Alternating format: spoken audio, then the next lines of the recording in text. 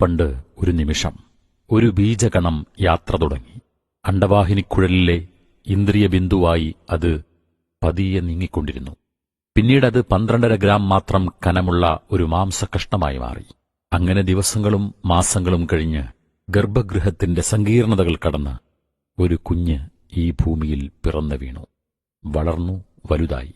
കണ്ടാലറയ്ക്കുന്ന കണ്ണിനുപോലും ഗോചരമല്ലാത്ത അന്നത്തെ ആ ഇന്ദ്രിയ ബിന്ദുവാണ് ഇപ്പോൾ നമ്മൾ ഓരോരുത്തരും. ആരാണ് താങ്കളെ ഇവിടെ എത്തിച്ചത്? هل أتى على الإنسان حين من الدهر لم يكن شيئا مذكورا. മനുഷ്യൻ പ്രസ്താവ്യമായ ഒരു വസ്തുവേ ആയിരുന്നില്ലാത്ത ഒരു കാലഘട്ടം അവന്റെ മേൽ കഴിഞ്ഞുപോയിട്ടുണ്ടോ? إنا خلقنا الإنسان من نطفة أمشاج نبتليه فجعلناه سميعا بصيرا. കൂടിച്ചേർന്നുണ്ടായ ഒരു ബീജത്തിൽ നിന്ന് തീർച്ചയായും നാം മനുഷ്യനെ സൃഷ്ടിച്ചിരിക്കുന്നു, നാം അവനെ പരീക്ഷിക്കുവാനായിട്ട്. അങ്ങനെ അവനെ നാം കേൾവിയുള്ളവനും കാഴ്ചയുള്ളവനുമാക്കിയിരിക്കുന്നു. വിശുദ്ധ ഖുർആൻ 76-ാം അധ്യായം 1-ാം വചനം. സുഹൃത്തേ, താങ്കൾക്കൊരു മണി ഓർഡർ വന്നു എന്നു കരുതുക. ആളറിയാത്ത മണി ഓർഡർ. അതയച്ച വ്യക്തിയെ അറിയാനൊരു കൗതുകം കാണില്ലേ? കണ്ടെത്തിയാൽ പണം തന്നതിന്റെ കാരണം ചോദിക്കില്ലേ? ഒരു താങ്ക്സ് പറയില്ലേ? എങ്കിൽ മനോഹരമായ ബലിഷ്ഠമായ ഈ ശരീരം നിർമ്മിച്ച ആ ശക്തിയെ താങ്കൾ അന്വേഷിച്ചിട്ടുണ്ടോ? ഇപ്രകാരം പടച്ചതെന്തിനാണെന്ന് പഠിച്ചിട്ടുണ്ടോ? ആ സൃഷ്ടാവിന് താങ്ക്സ് പറയണമെന്ന് തോന്നിയിട്ടുണ്ടോ?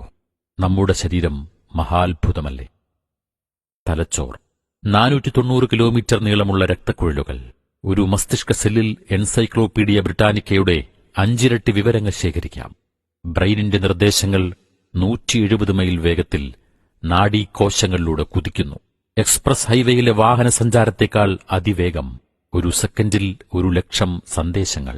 ശ്വാസം, രക്തപ്രവാഹം, വിശപ്പ്, ദാഹം, അംഗചലനങ്ങൾ, കൺപോളകളുടെ അനക്കം പോലും തലച്ചോർ നിയന്ത്രിക്കുന്നു. നമ്മുടെ മസ്തിഷ്കം 25 വാട്ട്സ് വൈദ്യുതി ഉൽപ്പാദിപ്പിക്കുന്നു. ഒരു ബൾബിന് പ്രകാശിക്കാനുള്ള പവർ. ഭാരം 1.3 കിലോഗ്രാം മാത്രം. വ്യാപ്തി 14 സെന്റിമീറ്റർ. ഇതൊക്കെ നൽകിയവനേക്കാൾ നമ്മെ സ്നേഹിക്കുന്ന മറ്റാരെങ്കിലുമുണ്ടോ? ഹൃദയം 1 മിനിറ്റിൽ 70 തവണ മിടിക്കുന്നു. അപ്പോൾ ഒരു ദിനം 1,00,000 തവണ. ഇത് മാതാവിന്റെ ഗർഭപാത്രം മുതൽ മിടിച്ചുകൊണ്ടേയിരിക്കുന്നു. ഈ മിടിപ്പ് വഴി ശരീരത്തിലെ 75 ട്രില്യൺ കോശങ്ങളിലേക്കും ഹൃദയം രക്തം പമ്പ് ചെയ്തുകൊണ്ടിരിക്കുന്നു. 60 വയസ്സുവരെ ഒരു വ്യക്തിക്ക് ജീവിക്കാൻ ഏകദേശം 10,000 ഓയിൽ ടാങ്കറുകളിൽ വഹിക്കപ്പെടുന്ന രക്തം വേണം. ആരാണിതിന്റെ ഉടമസ്ഥൻ? ആ രക്ഷിതാവിനോട് നമുക്ക് കടപ്പാടില്ലേ? പക്ഷേ അത് നാം നിർവഹിക്കുന്നുണ്ടോ? രക്തക്കുഴലുകൾ. ഒരു മനുഷ്യ ശരീരത്തിലെ രക്തക്കുഴലുകളുടെ നീളം 96,560 കിലോമീറ്റർ.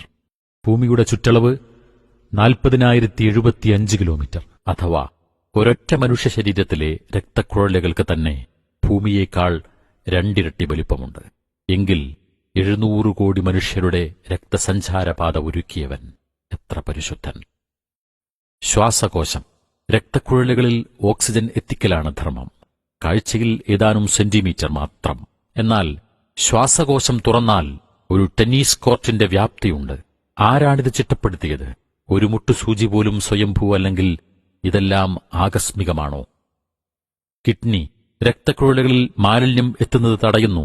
എല്ലാ ദിവസവും 180 ലിറ്റർ രക്തം അരിച്ചെടുക്കുന്നു. ആമാശയം. ദഹനപ്രക്രിയയാണ് ജോലി. ദഹനത്തെ സഹായിക്കാൻ അതിശക്ത സംഹാരശേഷിയുള്ള ഹൈഡ്രോക്ലോറിക് ആസിഡുകൾ ധാരാളം. ഈ ആസിഡുകൾക്ക് ഒരു ബ്ലേഡിനെ പോലും നശിപ്പിക്കാൻ കഴിയും. എന്നാൽ ആമാശയം ഇതിൽ നിന്നും സംരക്ഷിക്കപ്പെടുന്നു. കാരണം ഓരോ 3 ദിവസത്തിലും ഒരു പ്രത്യേക പാട പുതുതായി നിർമ്മിക്കപ്പെട്ടുകൊണ്ടിരിക്കുന്നു. ഒരു വ്യക്തിക്ക് തന്നെ അയാളുടെ ആയുസ്സിൽ എത്ര പാടകൾ പണിയണം? കോടിക്കണക്കിന് മനുഷ്യർക്ക് ഓരോ ദിവസവും ഇത് ചെയ്തു കൊടുക്കുന്ന ആ സംരക്ഷകൻ പോരെ നമുക്ക്? ആ രക്ഷകൻ എത്ര പരിശുദ്ധനാണ്! DNA. ഏറ്റവും വലിയ വിവരശേഖരണി. മനുഷ്യ ശരീരത്തിൽ കോടിക്കണക്കിന് കോശങ്ങൾ. ഓരോ കോശത്തിലും ഒരു DNA. ഓരോ DNAയിലും 1000 വോള്യം പുസ്തകങ്ങൾ. ഓരോ പുസ്തകത്തിലും 1,00,000 പേജുകൾ. നഗ്നനേത്രഗോചരമല്ലാത്ത ഈ ചെറുപ്രതലം ഇത്ര വിശാലമാക്കുന്നവൻ ആരാണ്? അവനേക്കാൾ നമുക്കാവശ്യങ്ങൾ നിർവഹിച്ചു തരാൻ ആരുണ്ട്? സുഹൃത്തേ, താങ്കൾ ഈ ഭൂമിയിൽ നിലനിൽക്കാൻ ഓരോ നിമിഷവും കോടിക്കണക്കിന് രാസപ്രവർത്തനങ്ങൾ താങ്കളുടെ ശരീരത്തിൽ നടന്നുകൊണ്ടിരിക്കണം. ഇതിന്റെയെല്ലാം ഉടമസ്ഥനാരാണ്? ആ സൃഷ്ടാവിന് അറബിയിൽ പറയുന്ന പേരാണ് അല്ലാഹു. ഏകനാണവൻ, പിതാവല്ല, പുത്രനല്ല. അവനു തുല്യനായി ആരുമില്ല. അറിവിനും കഴിവിനും പരിധിയുമില്ല. ഉറക്കവും മയക്കവുമില്ല. ജനനമില്ല, മരണമില്ല. പ്രതിമയും രൂപവുമില്ല. സൂര്യന്റെ ചന്ദ്രന്റെ അഗ്നിയുടെ ഉടമ, പശുവിന്റെ പാമ്പിന്റെ സൃഷ്ടാവ്, ഷെയ്ഖിന്റെയും വലിയിന്റെയും റബ്ബ്. والذين تدعون من دونه ما يملكون من قطمير. അവനു പുറമെ നിങ്ങൾ പ്രാർത്ഥിക്കുന്നുവോ? അവർ ഒരു ഈന്തപ്പഴക്കുരുവിന്റെ പാട പോലും ഉടമപ്പെടുത്തുന്നില്ല. വിശുദ്ധ ഖുർആൻ 35 അധ്യായം 13 വചനം. സുഹൃത്തേ, അന്ന് യാത്ര തുടങ്ങിയ ബീജഗണത്തിൽ നിന്ന് താങ്കൾ എന്ന വ്യക്തിയെ ഒരുക്കിയവന്റെ വാക്കുകൾക്ക് നാം കാതോർക്കേണ്ടതില്ലേ? ഖുർആൻ സൃഷ്ടാവിന്റെ സംസാരമാണ്, മനുഷ്യർക്കുള്ള വഴികാട്ടി, വൈരുദ്ധ്യങ്ങളില്ലാത്ത ഗ്രന്ഥം, നിസ്സംശയം സമ്പൂർണമായും ദൈവീകമായ ഏകമതഗ്രന്ഥം, മനസ്സുകളെ മാറ്റിമറിക്കുന്ന വചനശേഖരം. ശാസ്ത്രപരാമർശങ്ങളെല്ലാം 100% സത്യം. ആ ഗ്രന്ഥം മാനവതയ്ക്ക് പഠിപ്പിച്ചു കൊടുക്കാൻ വേണ്ടി നിയോഗിക്കപ്പെട്ട പ്രവാചകനാണ് മുഹമ്മദ് നബി സല്ലല്ലാഹു അലൈഹി വസല്ലം. നിരക്ഷരൻ, അനാഥൻ, ഉപജീവനത്തിന് ആടിനെ മേച്ച ഇടയൻ. പക്ഷെ മനുഷ്യരാശിയോട് അദ്ദേഹം സംസാരിച്ച കാര്യങ്ങൾ ഒന്നുപോലും പിഴച്ചില്ല. ശാസ്ത്രം, സാഹിത്യം, നിയമം, നീതി, കുടുംബം, സമൂഹം തുടങ്ങി മുഴുവൻ മേഖലകളിലും അദ്ദേഹം പഠിപ്പിച്ച പാഠങ്ങൾ മനുഷ്യനെ മാറ്റിമറിച്ചു. ഭൗതികവും ആത്മീയവുമായ പുരോഗതിക്ക് കാരണമായി. 6-ാം നൂറ്റാണ്ടിലെ അറബിയോട് സംസാരിച്ച കാര്യങ്ങൾ 21-ാം നൂറ്റാണ്ടിലെ ഗവേഷകനെയും അത്ഭുതപ്പെടുത്തിക്കൊണ്ടിരിക്കുന്നു. കാരണം മുഹമ്മദ് നബി സല്ലല്ലാഹു അലൈഹി വസല്ലം മതമായി പറഞ്ഞതൊന്നും സ്വാഭിഷ്ടപ്രകാരമായിരുന്നില്ല. മറിച്ച് നമ്മുടെ സൃഷ്ടിപ്പിന്റെയും സങ്കീർണമായ സംവിധാനങ്ങളുടെയും പിന്നിലെ ശക്തിയുടേതായിരുന്നു. അതെ, പ്രപഞ്ച നിർമ്മാതാവിന്റെ പ്രപഞ്ചശക്തിയുടെ വചനങ്ങൾ. ഖുർആൻ ദൈവികം. ടൊറാൻഡോ യൂണിവേഴ്സിറ്റിയിലെ അനാട്ടമി വിഭാഗം പ്രൊഫസർ ഡോക്ടർ കീത്ത് മൂർ മൈക്രോസ്കോപ്പിന് മുന്നിലിരുന്ന് വിശുദ്ധ ഖുർആൻ നടത്തിയ ഭ്രൂണശാസ്ത്ര പരാമർശങ്ങളുടെ കൃത്യത കണ്ട് അത്ഭുതം കൂറി. അലക്ക എന്ന അറബി വാക്കാണ് ഭ്രൂണാവസ്ഥയ്ക്ക് ഖുർആൻ പ്രയോഗിച്ചത്. Alaka is Surah Al-Mu'minun, Ayah 14. Then we created the drop into a leech-like structure. Then of that leech-like structure, we made a chewed-like substance. Alaka refers to a leech-like appearance, especially at about 22 days, as shown in this slide. അലക്ക എന്നാൽ അട്ട എന്നാണ് അർത്ഥം. പ്രകൃതം കൊണ്ടും രൂപം കൊണ്ടും ഭ്രൂണാവസ്ഥയോട് ഏറ്റവും ചേർന്ന അവസ്ഥയാണിത്. രക്തം ഊറ്റിക്കുടിക്കുന്ന പ്രകൃതമാണ് അട്ടയ്ക്കുള്ളത്. ഈ അവസ്ഥയിൽ ഭ്രൂണത്തിന്റെ രൂപം അട്ടയ്ക്ക് സമമായിരിക്കും. ഇതെല്ലാം അറിയുന്ന ഡോക്ടർ കീറ്റ്സ് മൂർ അത്ഭുതപ്പെട്ട് ഇപ്രകാരം പറഞ്ഞു: 6-ാം നൂറ്റാണ്ടിലെ വ്യക്തിക്ക് സ്വയം പറയാൻ കഴിയുന്നതല്ല ഈ കാര്യങ്ങൾ ഒന്നും.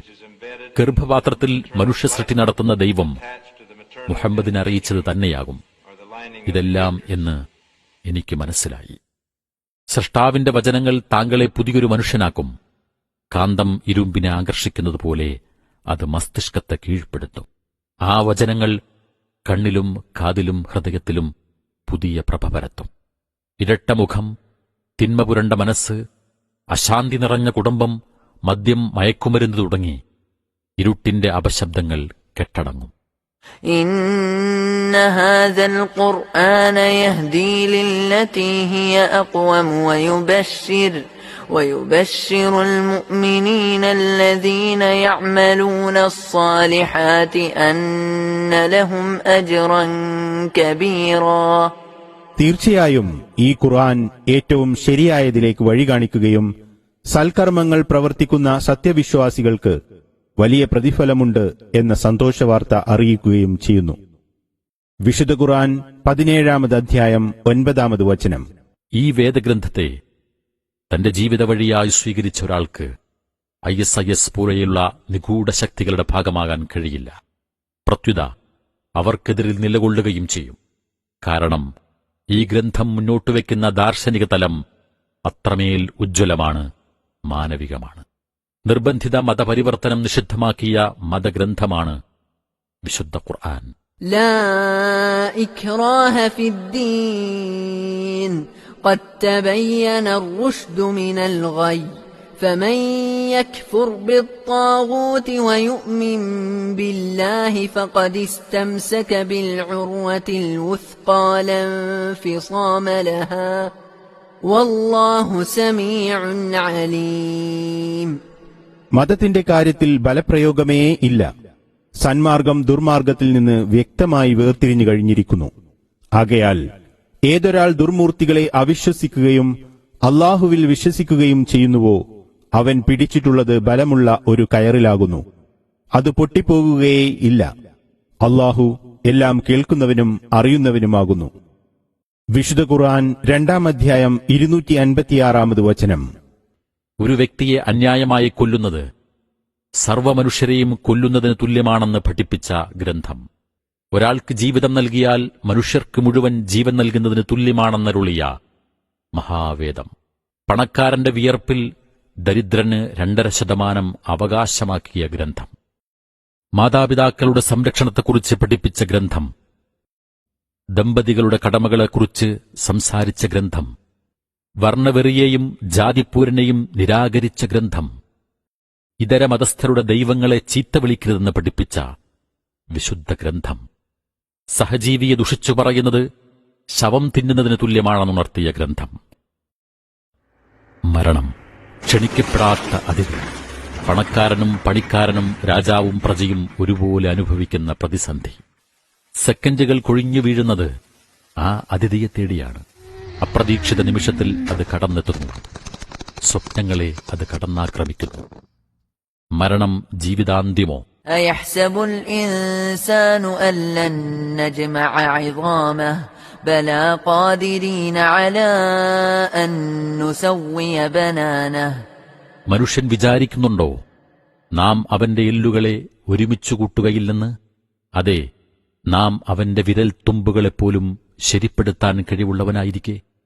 വിശുദ്ധ ഖുർആൻ അധ്യായം 75 വചനം 3-4. മണ്ണിൽ എരിഞ്ഞമർന്ന മനുഷ്യശരീരങ്ങൾ കൈവിരൽ അടയാളങ്ങളിൽ പോലും മാറ്റമില്ലാതെ പുനഃസൃഷ്ടിക്ക് വിധേയമാകും. കൈവിരൽ അടയാളങ്ങൾ നഷ്ടപ്പെട്ടാലും അത് വീണ്ടുമുണ്ടായി വരുമെന്നത് ശാസ്ത്രീയമായി തെളിയിക്കപ്പെട്ടതാണ്. അതുകൊണ്ട് അവർണ്ണനീയ രീതിയിൽ മനുഷ്യനെ ആസൂത്രണം ചെയ്തവൻ മണ്ണിൽ നിന്ന് പുനഃസൃഷ്ടിക്കുകയില്ലെന്ന് ഇനിയും താങ്കൾ വിശ്വസിക്കുന്നുണ്ടോ? واتقوا يوما ترجعون فيه إلى الله ثم توفى كل نفس ما كسبت وهم لا يظلمون. നിങ്ങൾ അല്ലാഹുവിങ്കലേക്ക് മടക്കപ്പെടുന്ന ഒരു ദിവസത്തെ സൂക്ഷിച്ചുകൊള്ളുക. എന്നിട്ട് ഓരോരുത്തർക്കും അവരവർ പ്രവർത്തിച്ചതിന്റെ ഫലം പൂർണ്ണമായി നൽകപ്പെടുന്നതാണ്. അവരോട് ഒട്ടും അനീതി കാണിക്കപ്പെടുകയില്ല.